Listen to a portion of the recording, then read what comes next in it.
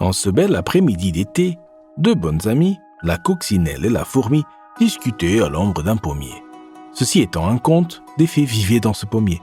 Les fées discutaient entre elles. « Vous voyez ces deux bêtes, l'une c'est une coccinelle et l'autre une fourmi. Mais comme elles sont bonnes amies, disait-elle. » L'une des fées eut une idée. Elle dit « Voyons voir maintenant si elles sont vraiment de bonnes amies. » Soudain, la plus belle des pommes tomba devant les deux amies. La coccinelle et la fourmi eurent d'abord peur, car la pomme était énorme. Puis la pomme se fendit en deux et une fée en sortit. La fée leur dit « Je vous écoute depuis un bon moment et votre amitié m'a beaucoup plu. Je vais donc vous offrir un présent pour tester votre amitié. » Les deux amies demandèrent avec enthousiasme ce qu'était leur présent. La fée leur répondit « Je vais vous donner deux cartes qui mènent au même trésor. L'une indique le chemin le plus court, l'autre le chemin le plus long. Soit vous prenez la route ensemble, soit vous y allez séparément. Celle qui arrivera en premier, le trésor lui reviendra.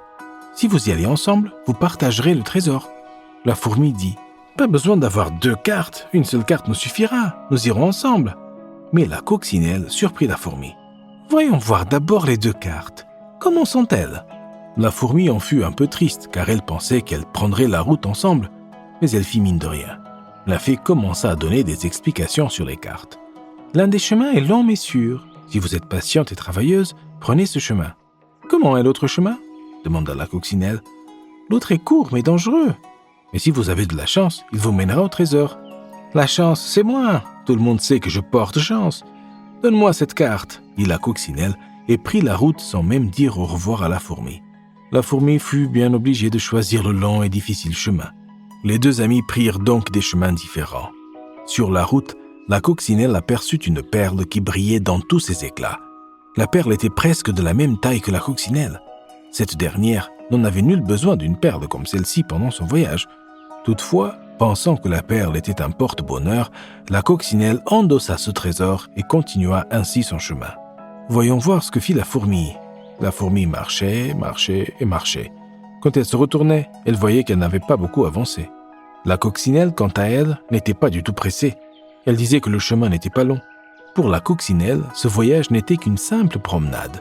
Son seul problème était la précieuse et lourde perle qu'elle portait sur son dos. Quelque temps après, la coccinelle se sentit très fatiguée.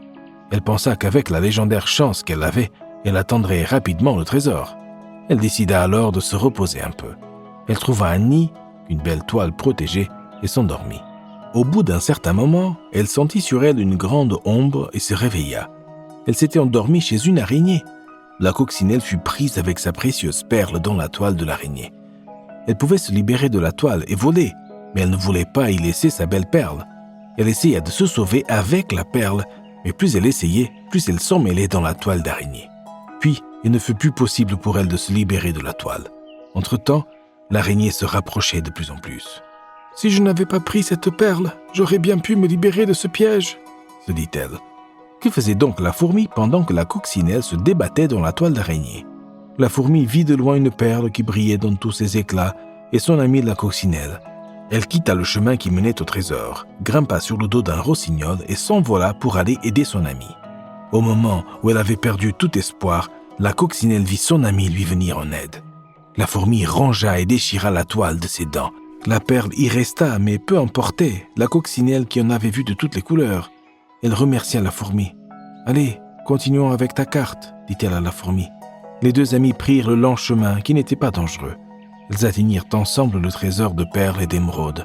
La plus petite perle du trésor était bien plus grosse que la perle que la coccinelle avait abandonnée dans l'étoile de l'araignée. 3 pommes tombèrent du ciel. L'une pour celui qui conta l'histoire, l'une pour celui qui l'écouta, et l'une pour la coccinelle et la fourmi.